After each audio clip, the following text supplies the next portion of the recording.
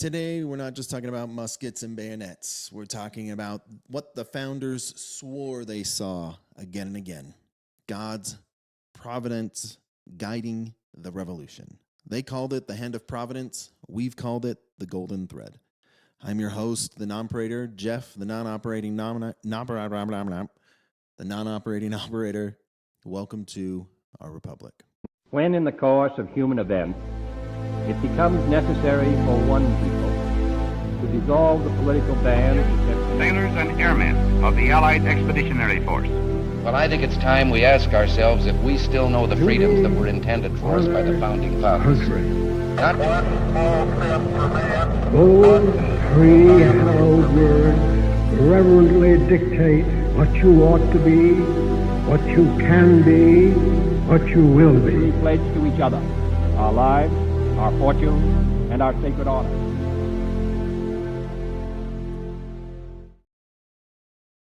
Now, on paper, America should have been crushed.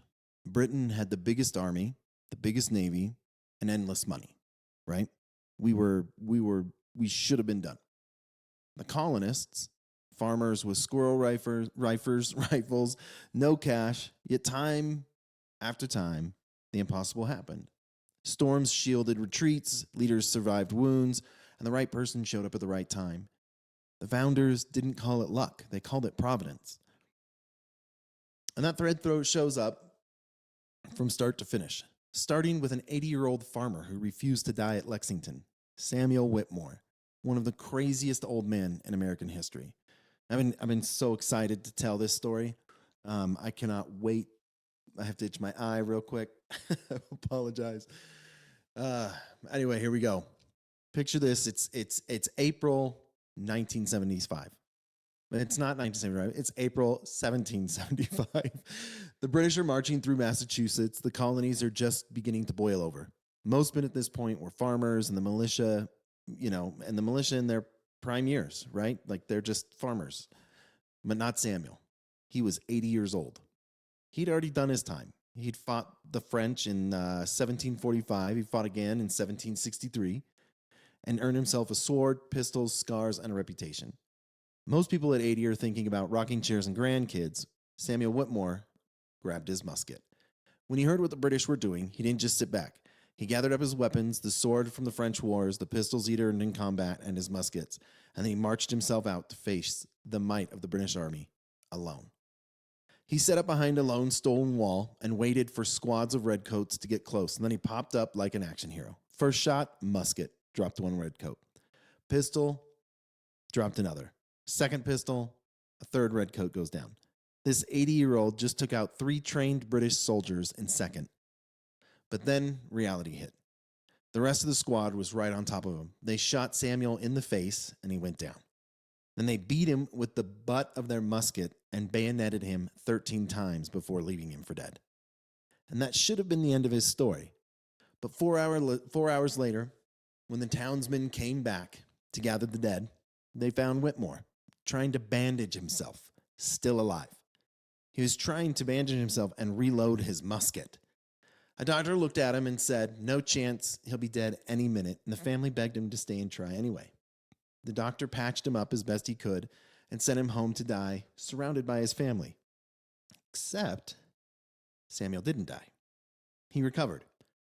Badly scarred for sure, but he lived another 18 years.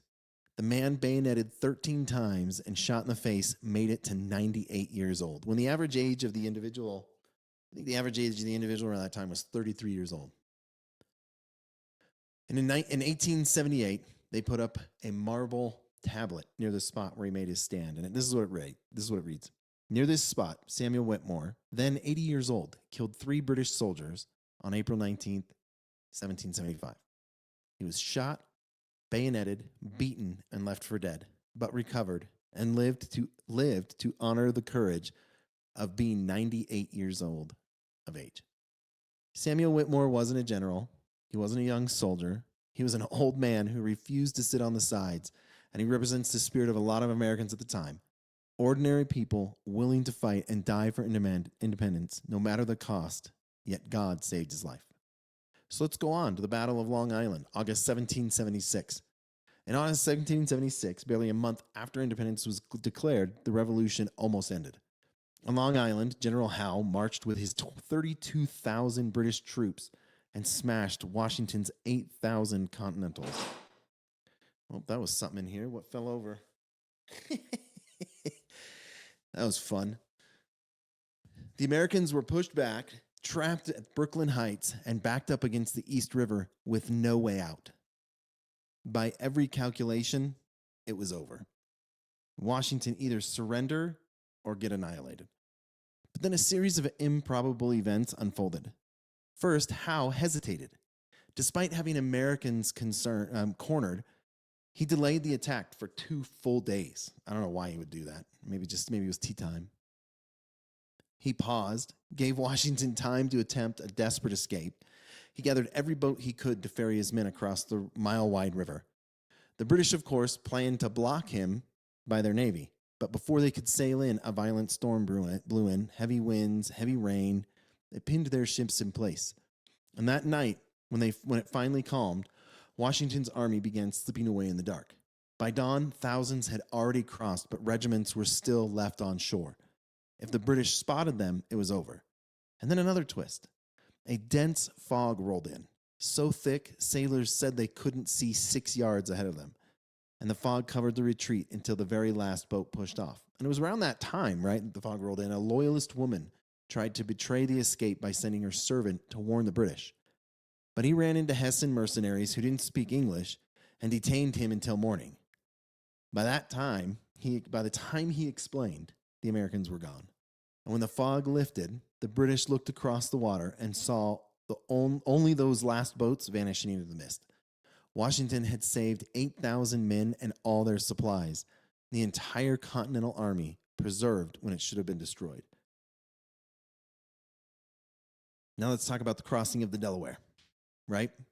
1776, December 1776, the famous Christmas crossing. By December 1776, the revolution was on life support. Washington's army was shrinking by the day, morale was shot, and one more defeat might have killed the cause for good. Instead of waiting to be crushed, Washington decided to gamble everything on a surprise attack. On Christmas night, his men began crossing the dangerous Delaware icy river.